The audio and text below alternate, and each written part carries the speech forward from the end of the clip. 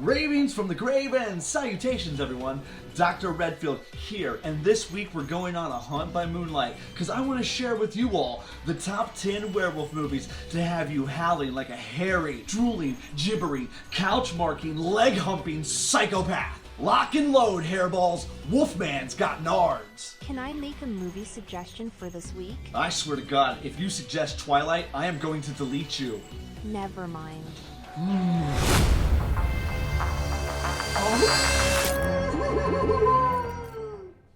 I would like to start this episode by saying that I am 100% certain that my life will expire due to a werewolf-related incident. I don't know where or which wolf, I just know that a wolf is the which way that I'm going to go. You do not need to worry. All of our facilities have been sprayed with anti-werewolf repellent. That's good to know. I believe all of this stems back from my childhood nap times. You see, when my grandmother would lay me down for a nap, as she was shutting the door, she would say, "Now, little Redfield, please know that there's a bloodthirsty werewolf under your bed, and if your feet touch the floor, he will grab you by your ankles and snatch you into the bed, and I'll never get to see you or hug you or tell you I love you ever again. Now, go to sleep."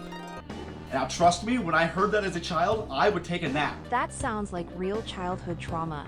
Yes, it does, and she was the best. Why, Grandma, what big teeth you have. All the better to chew into these top 10 werewolf movies that I guarantee will rot your brain. Number 10, Teenwolf. We will be starting the list off right here with this Michael J. Fox classic basketball sports film with a hairy twist. Most of us probably remember watching this on TV growing up. I highly recommend rewatching the original unedited film, as there were many drug and sexual jokes that I did not remember. The wolf looks believable and the lead characters almost feel relatable. Plus, let's acknowledge that they actually dressed someone up as a werewolf and had them do a handstand on top of a moving van for our entertainment. That was some real people doing some real dumb shit, and I highly applaud it. Number 9, Curse of the Werewolf. The werewolf imagery is so iconic here that this is what they modeled several of the Aurora Monster model kits from back in the day off of. This was also the only werewolf movie done by Hammer Studios, so keep this in mind. It ends very abruptly, as do all of their other movies.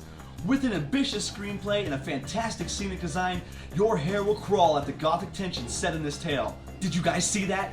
That was awesome. Once again, someone doing something wild for our entertainment. Imagine being dressed as a wolf 30 feet in the air and throwing a burning bale of hay down on the ground. No, thank you. Number 8, Ginger Snaps. This right here is a coming-of-age story with blood, hair, and tails. Did you say tails? Yes, I did say tails. Gross. At first glance, this looks like your typical 90s schlock, but do not be fooled. This movie is dark, hilarious, and brutal, and surprisingly terrifying. Lycanthropy is used as a storytelling tool to deal with puberty, STIs, and addiction.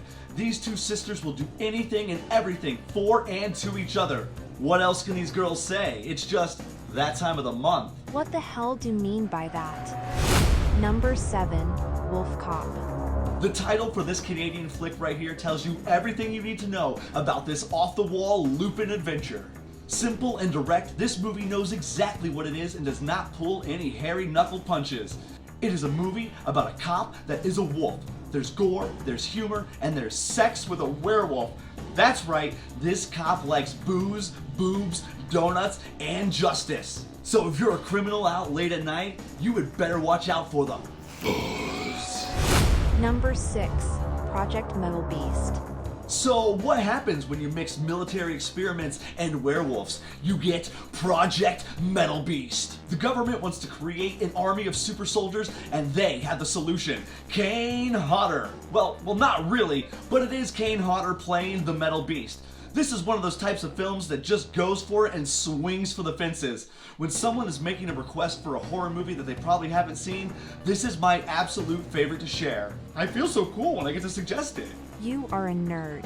Whatever.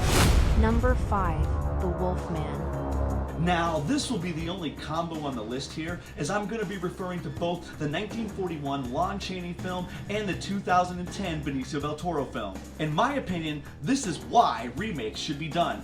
Not how, but why. It had been over 60 years since the original film, and there had been major advancements in cinematic techniques and special effects that they were able to bring something new to the table.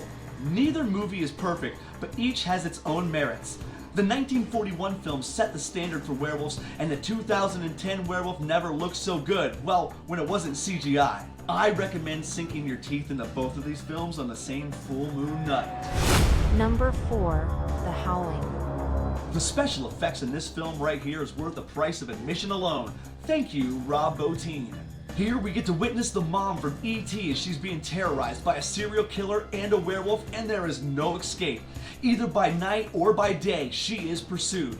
This is one of the few lycanthropy pictures where we see the hairy terror by daylight with no shadows in all of its glory. The original special effects artist left this production to work on another werewolf production, but we will discuss that very soon.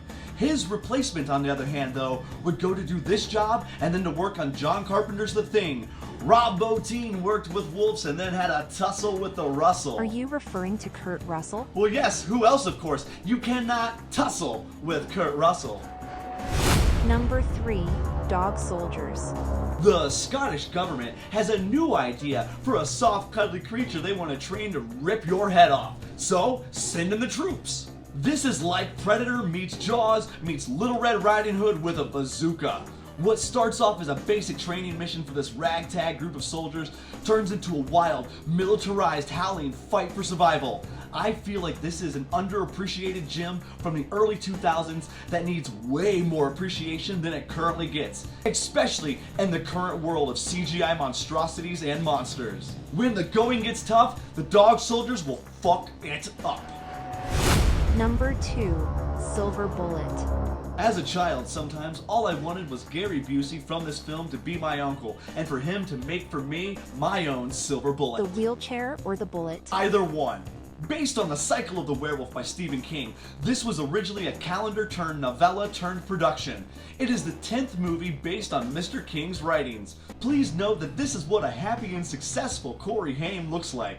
Oh, I hope that joke lands, just like that firework landed right in old Reverend Wolfie's eye. One small town's long nightmare becomes our toothsome entertainment. So grab some popcorn and melt down those crucifixes, because this film is damn near a religious experience. Fast transformation.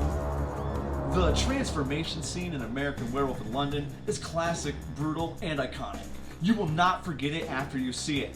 But with that being said, I also feel that the transformation sequence in Trick or Treat is just as impactful. At first you're like, oh, topless girls in the woods, standard horror cliche. But then it goes from them ripping off their clothes to them ripping off their flesh to revealing their true form. This scene is cheesy and beautiful. Pervert. Not pervert. Best werewolf. This is only my opinion right here, but my favorite werewolf of all time is the one from the 1987 film Monster Squad. Created by Stan Winston Studios, this beast gets blown to pieces and keeps coming back for more.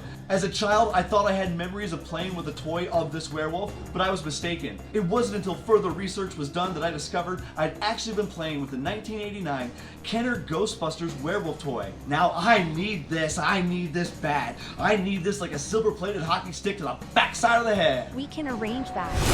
Number 1, An American Werewolf in London. This film right here is number 1 on the list for a reason. The world of cinema and special effects was forever changed after the release of this horror comedy masterpiece. We get to witness 2 friends out on an adventure to explore the world, but things turn hairy after an attack on the moors one night. There are Nazi demon nightmares, undead friends, and naked Americans stealing red balloons. The special effects master Rick Baker was originally hired to create the creatures in the Howling, as we previously discussed. He had left that project to pursue this werewolf project instead. The transformation scene that he created for this film was so groundbreaking that in 1981, the Oscars Association for Film, for the first time ever, created a category for makeup and special effects to acknowledge the work that he and his team achieved here. They definitely stretched the boundaries of what foam and latex was capable of. The top 10 werewolf movies to rot your brains. Well, I hope there's enough here for you to sink your teeth into. For research purposes, if your favorite werewolf movie did not make this list, please wait until the next full lunar cycle to submit all details. Additionally, if you are going through the change, please submit to us a blood, urine, and hair sample for further What analysis. are you doing? You cannot say that. I apologize, everyone. If you are going through the change, please submit all biological samples individually and in their own properly contained receptacle. Do not mix them. We cannot have another debacle on our hands. So until next time, mind the moors, avoid the moon, and leave a comment below. This has been Dr. Redfield telling you to play and slay and play until dead. Please like and subscribe to join us. Oh, damn it. I didn't even get to tell you guys about my favorite werewolf No. song. Stop. We're done. Goodbye.